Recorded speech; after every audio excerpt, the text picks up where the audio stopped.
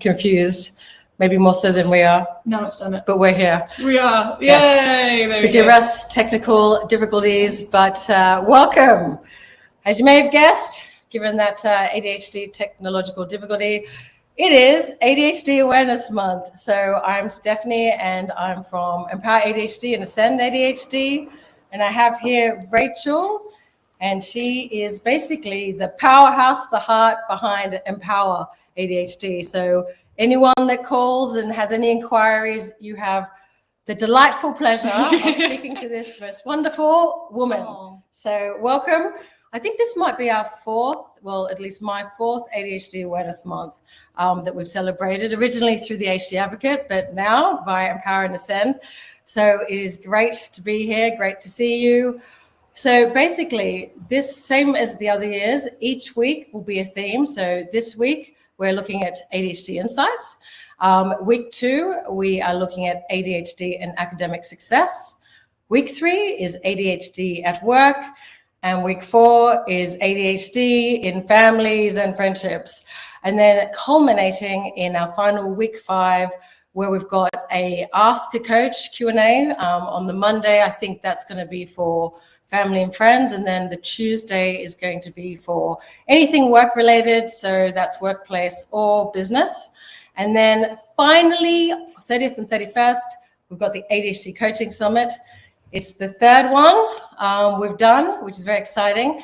And once again, we are really blessed to have David Gewerk, founder of ADCAR. He's going to be opening this year, again, the Coaching Summit. And day 2 of the Coaching Summit, we have the pleasure of Federation of Small Businesses opening day 2. So day 2 is work, day 1 is kind of family and education. So the theme this month, for this year really, for ADHD Awareness Month worldwide, is the many faces of ADHD. So I believe ADHD Awareness Month, again, I'm not very good at figures, don't remember the date that it started, guys, but for as long as I can remember, at least when I started the ADHD Advocate in 2018, I'm pretty sure it's been going for a while. And obviously it's all to raise awareness of ADHD because there is still, a huge lack of understanding and general awareness, like across all industries, education, healthcare.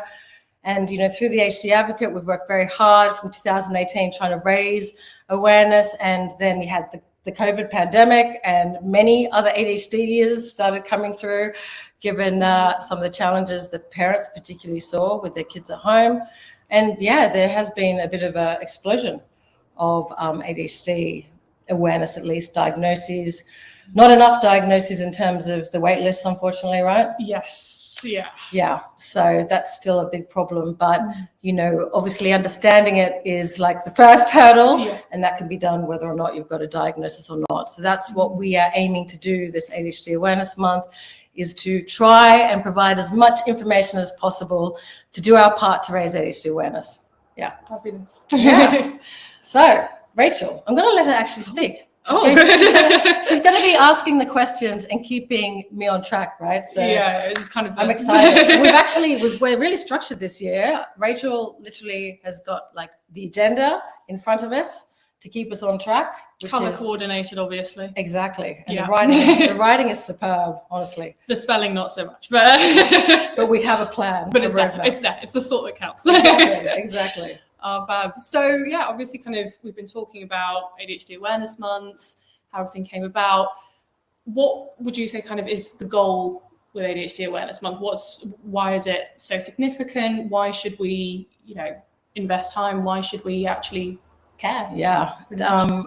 Because it's really kind of what's at stake when you don't understand. And again, through the years, we've seen this. We've had to try and overcome a lot of these barriers, both in education, because if you don't understand what you're dealing with, you're not going to be able to adapt or approach. You're not going to be able to adjust, right, to get the best out of that ADHD.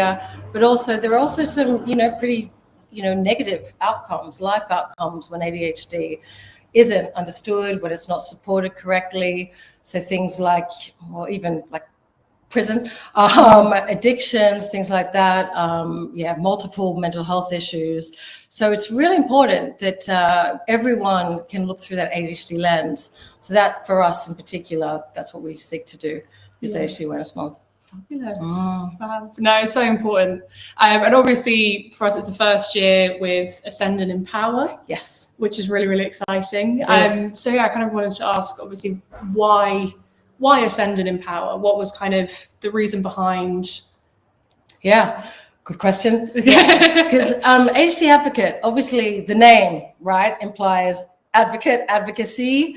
And whilst we did that, and there definitely is a place, unfortunately, for advocacy. You see it in the workplace when employees with ADHD aren't understood or supported in the right way. They're put under performance management. But what we've learned over the years, though, is that the advocacy approach, it doesn't work. It doesn't, everyone loses, and it doesn't have to be that way. Because what we found is that when we take a more collaborative approach, when we partner with organizations, it completely changes the game, and the relationships are preserved, and that's really important. So Ascend ADHD and Empower ADHD, we've moved away from advocacy and very much, into partnership, collaboration. So yeah, we're very excited about that, and more long-term, taking a coaching approach to training as well. Absolutely. Yeah. Really exciting. Fabulous. So obviously the theme for this month is the many faces of ADHD. I wanted to kind of look a little bit at that. Why the title? Why the many faces? Why is it important to kind of understand that? ADHD itself, is so nuanced, so complex, so layered. And as ADHD coaches, we get in the heads of our ADHD coachees. And it really, just people generally, right? Multidimensional, so many dimensions. But then when you add the ADHD to that, it's just like permutations and multiple permutations, combinations, so many sides. And given ADHD is situationally variable as well, the situation, right? So that's like age, obviously, gender, co-occurring conditions, all of those things, are going to affect how it kind of presents. And ADHDers themselves, we have quite a few blind spots. So, and this is where coaching comes to the fore, because it's so good at helping that ADHDer identify some of those faces at least, right? Absolutely. Yeah. And so, but yeah, there is so many kind of aspects to it, but the DSM-5 probably is the best place to start in terms of the different types of ADHD. Yeah.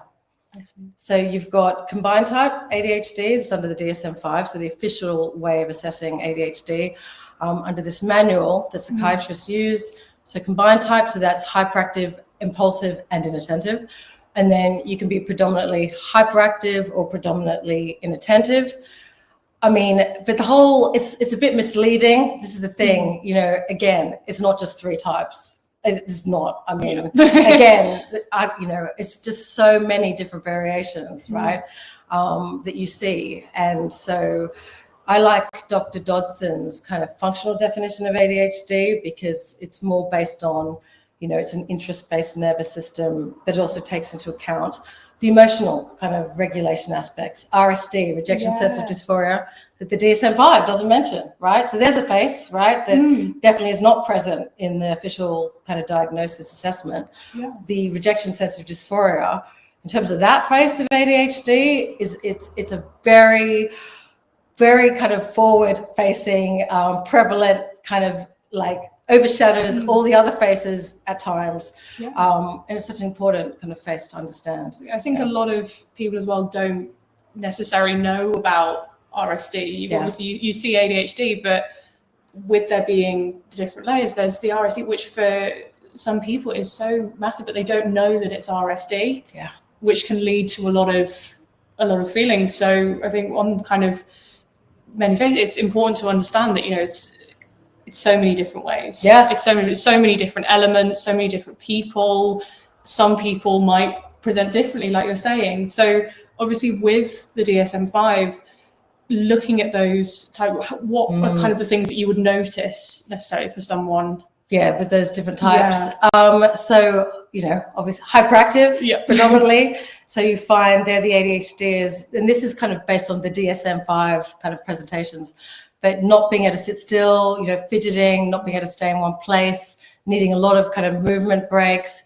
they're like in the workplace, they're the ones that might be kind of pacing behind, you know, up and down behind all the chairs, definitely doodling. They need to move. Yeah, the hyperactive types. Yeah. And then you've got inattentive type, and they're harder to spot because usually that's the kind of daydreaming, mind wandering. So a lot of the girls in the classrooms, they kind of get missed. And that's what we're talking about tomorrow. Yes. Which I'm really excited about. Who are we going to have, Rachel? We will. So tomorrow we're going to be talking about ADHD in women. So what was it? Missed and misunderstood. Yeah. I really liked the fact that it both has miss for women. Yeah. Because miss and misses. True. I really liked that. Yeah. And that's also misunderstood. Yeah. Both miss. Miss. Exactly. Yeah. There we go. Yeah, spot that one. That's one of the ADHD strengths, pattern recognition and associations right there. Absolutely. Yeah, that stood out to me. I was like, misunderstood. I was like, oh my gosh, because it's women. It's fabulous. Yeah. And we have the amazing Professor Charlotte Valeur.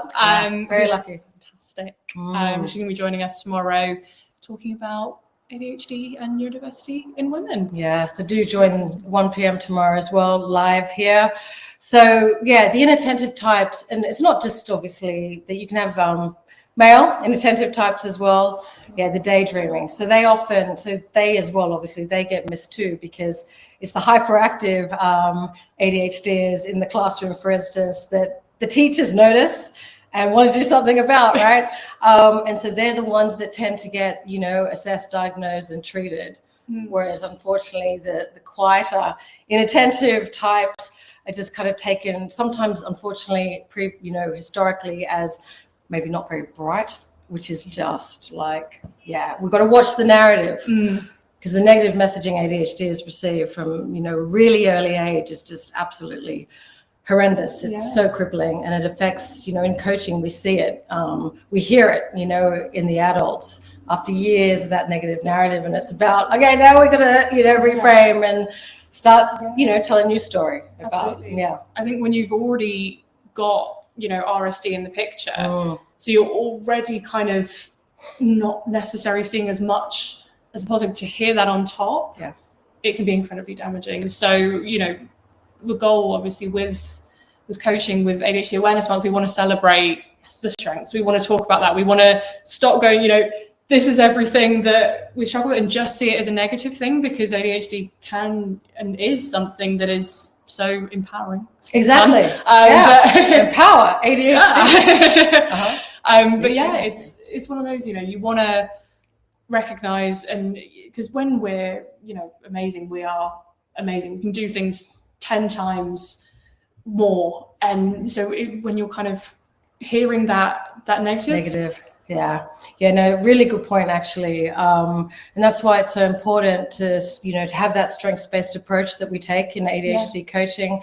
And yeah, very much when people come to us, it's about trying to reinstill that hope that has been lost. It's the hope, you know, that hopelessness that they come to us with.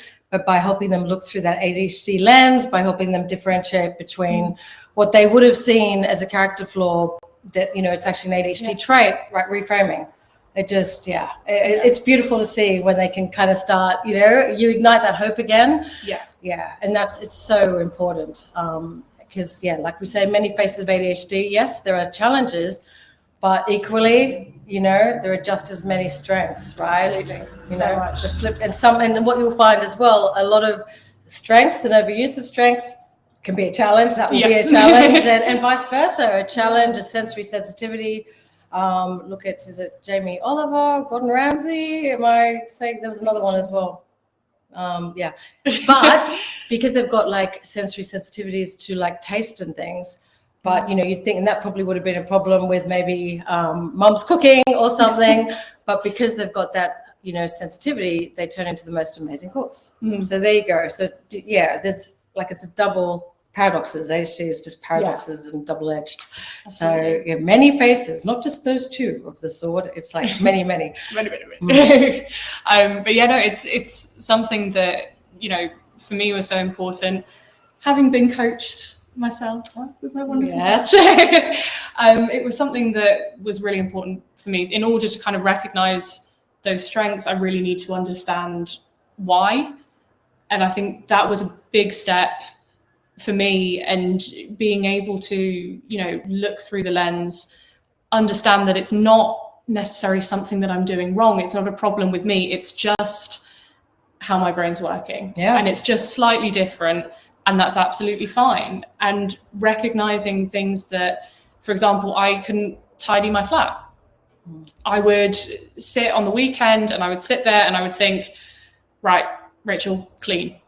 It's time to go. It's time to go. Get up, do it. And I just couldn't. Yeah. And it was so frustrating because I would get angry at myself. I was telling myself a lot of, I was like, why can't I do it? You know, I'm incapable of this. But then really, you know, Stephanie really helped me look through the ADHD lens, understand what was going on, why it was happening, and really kind of figuring out what would motivate me, you know, looking at, you know, my why, my driving force, and using that to come up with, which is what I think, you know, is so amazing about coaching, is it's not, you know, you can watch a YouTube video where you go, yeah, do this, wake up at 6 a.m, write everything down, do all of this, da da da da da da da, and you try it. I tried it many times, worked for a day, the next day, waking up at 2 p.m. So it was one of those, it wasn't sustainable because it wasn't tailored.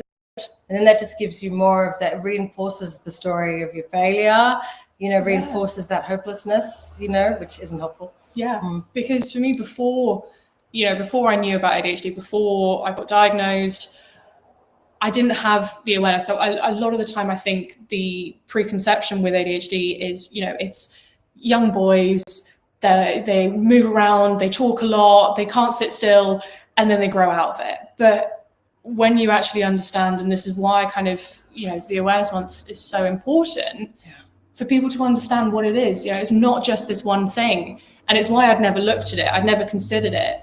So I would always kind of be thinking, oh gosh, you know, there's something just wrong with me. Like it's my own thing. There's something wrong there. I never thought that it would be ADHD until there's kind of a point I wanted to talk on. Obviously we're talking about obviously the rise in diagnosis, more people talking about ADHD, more people getting diagnosed. And the narrative that some people are putting out that it's just a social media trend.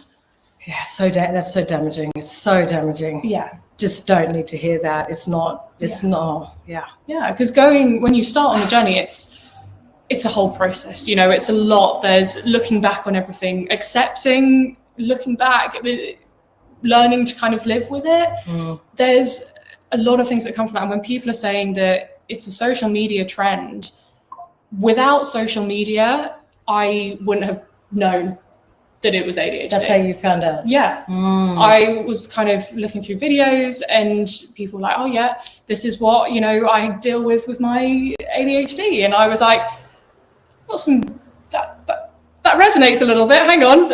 And then kind of watched some more. And the more I started to put two and two together, I was obviously looking through and going, yeah, no, that's not me. Some of that's not me. But some of it Many was faces. Exactly. Some of it was so strong that I was like, oh wait, this actually could explain. And I remember the first time I brought it up to my mum, where I was like, I think I might have ADHD. And she's so amazing now. She's done so much research into it. But she's amazing. She is. We do love her. We love her. Shout out, shout out. Shout out, Kate Jones. We love you. Yeah. But yeah, she's done so much looking into it. But at first, because of the narrative that was already there, it was like, no, well, you know, I don't think so. You know, you're not wrong with you. There's nothing wrong with you. Know. It's not that. It's not that.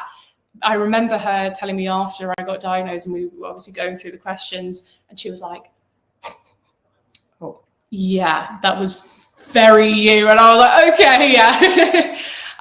But yeah, it's obviously, you know, the importance of recognizing that it's not a social media trend. It's not this. It's, you know, what social media is actually bringing is more awareness and many faces as well, right? Exactly. Because there are, and I know there's a lot of.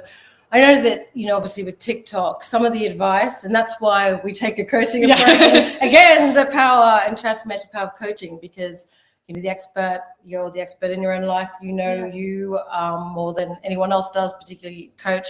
The problem with obviously TikTok, it's when they're advising, you know, do this, because again, there's no two ADHDs are the same, right? And that's again why the coaching works so well. However, I guess because there are so many people now weighing in on TikTok talking about their challenges with ADHD, i.e. all the different faces of ADHD, then you're likely, like you said, some of the things did resonate with you, and enough, because there is enough of the common, you know, when we say many faces of ADHD, we're not saying that there aren't some common, you know, things like RSD, for instance, you know, and the forgetfulness, for instance, depending on what it is. That's the other thing, right? Yeah, but the interest-based nervous system, for instance, that's all common. But all the other different variations, how it comes up, I think TikTok's been very helpful for that, because you've got so many different people. ADHD is there. Absolutely. If I hadn't heard certain things, I wouldn't have put two and two together, and I wouldn't be in the place that I'm in today. Which is it's been a massive change.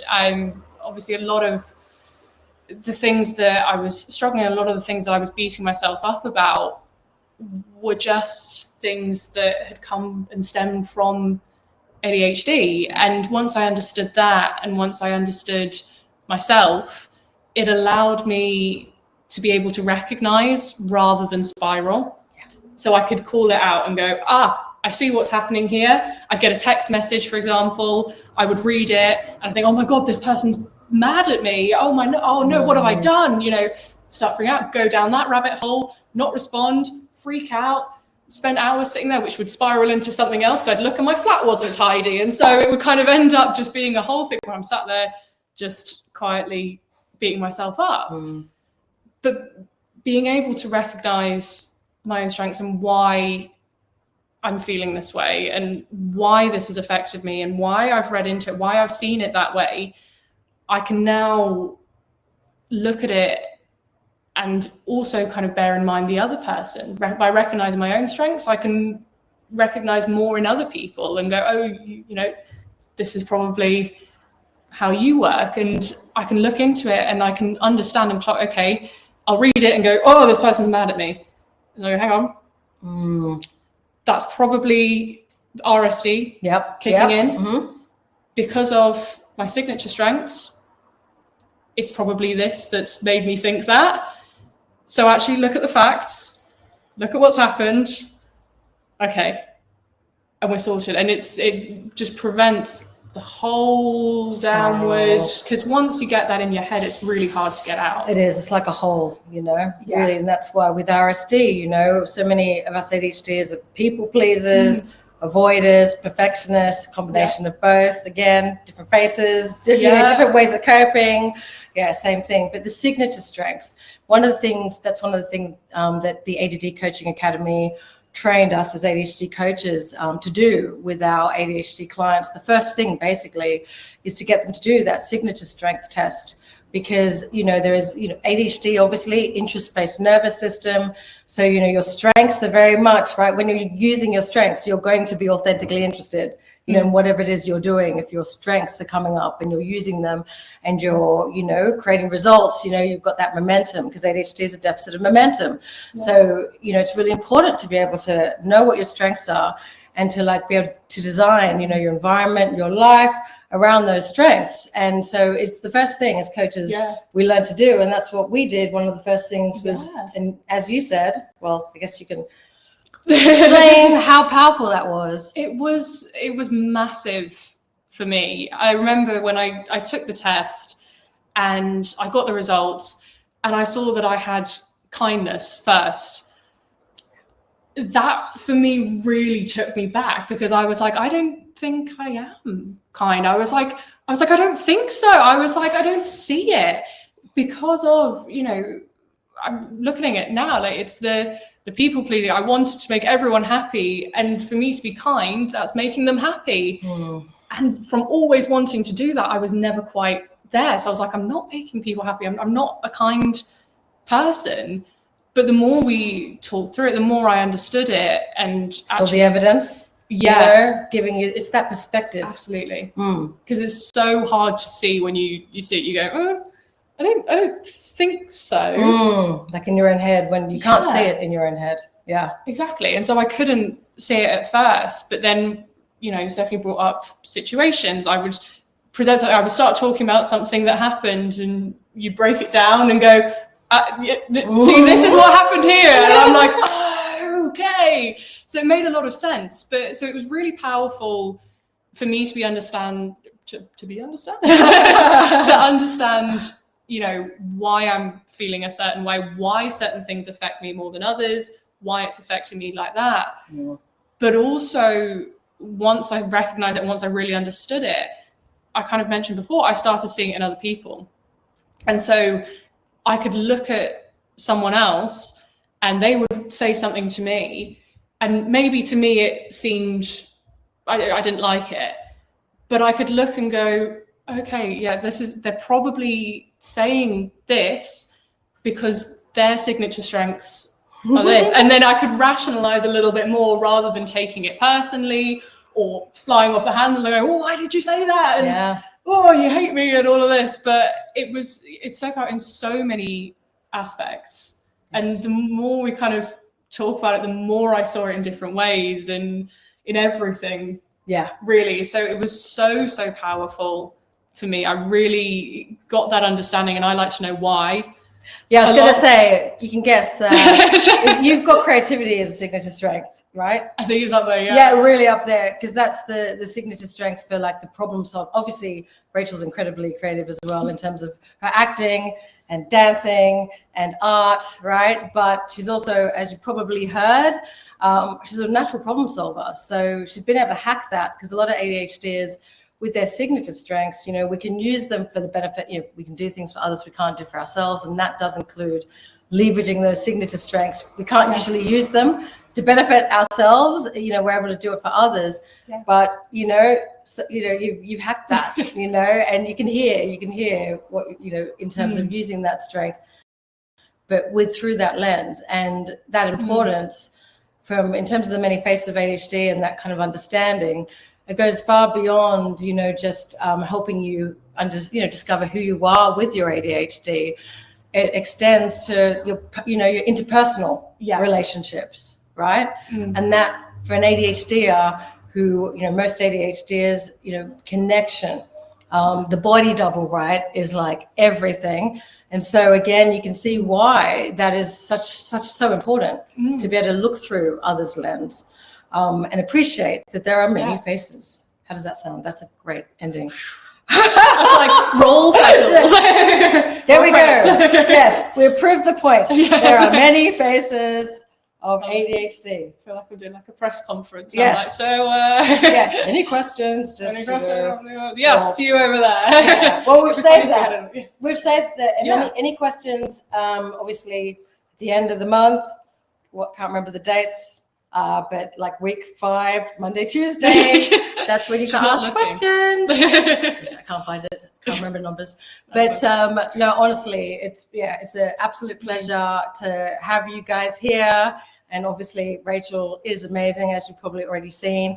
And she will be joining us tomorrow to talk with Professor Charlotte Valeur. So yeah, don't miss that. It'd be great to see you. And what we're going to do, though, in the meantime, to help you discover some of the faces of your own ADHD, we're going to put a link in the comments section to the VIA character test, which you do online, and they're the kind of signature strengths that we're talking about.